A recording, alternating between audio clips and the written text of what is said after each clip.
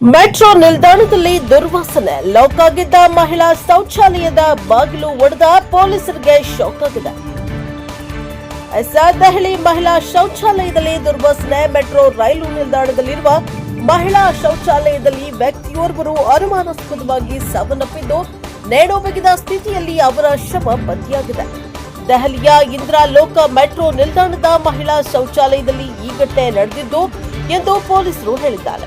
ಶನಿವಾರ ಸಂಜೆ 5:33ರ ಸುಮಾರಿಗೆ ಒಳಗಿನಿಂದ ಲಾಕ್ ಮಾಡಲಾದ ಮಹಿಳೆಯರ ಶೌಚಾಲಯದಿಂದ ಕೊಳೆತ ದುರ್ವಾಸನೆ ಬರ್ತಾ ಇದೆ ಎಂದು ವರದಿ ಬಂದ ನಂತರ ಶೌಚಾಲಯದ ಬಾಗಿಲು ಮುರಿದು ನೋಡಿದಾಗ ವ್ಯಕ್ತಿಯೊಬ್ಬ ನೇಣಿಗೆ ಶರಣಾಗಿರುವುದು ಬೆಳಕಿಗೆ ಬಂದಿದೆ.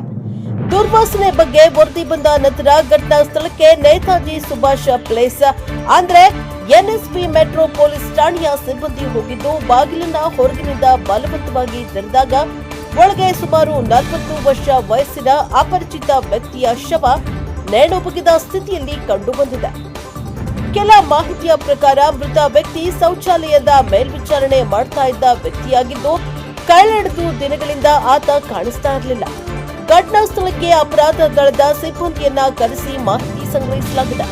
ನಂತರ ಮೃತದೇಹವನ್ನ ಸಮೀಪದ ಬಿಎಸ್ಸಿ ಆಸ್ಪತ್ರೆಯ ಶವಾಗಾರಕ್ಕೆ ಸಾಗಿಸಲಾಗ್ತಾ ಇದ್ದು, ಅಲ್ಲಿ 72 ಗಂಟೆಗಳ ಕಾಲ ಅವರ ಶವವನ್ನ ಸಂರಕ್ಷಿಸುವ ಸಾಧ್ಯತೆ ಇದೆ. ಮೆಟ್ರೋ ಅಧಿಕಾರಿಗಳ ಸಹಾಯದಿಂದ ವ್ಯಕ್ತಿಯ ಗುರುತು ಪತ್ತೆ ಕಾರ್ಯ ನಡೀತಾ ಇದೆ ಎಂದು ಪೊಲೀಸರು ಹೇಳಿದ್ದಾರೆ. ಅಧಿಕಾರಿಗಳು ನಾಗರಿಕ ಸುರಕ್ಷಾ ಸಂಹಿತಾ ಸೆಕ್ಷನ್ 194ರ ಅಡಿ ಇತರ ಪ್ರಕ್ರಿಯೆಗಳನ್ನು ಮುಂದುವರೆಸಿದ್ದಾರೆ.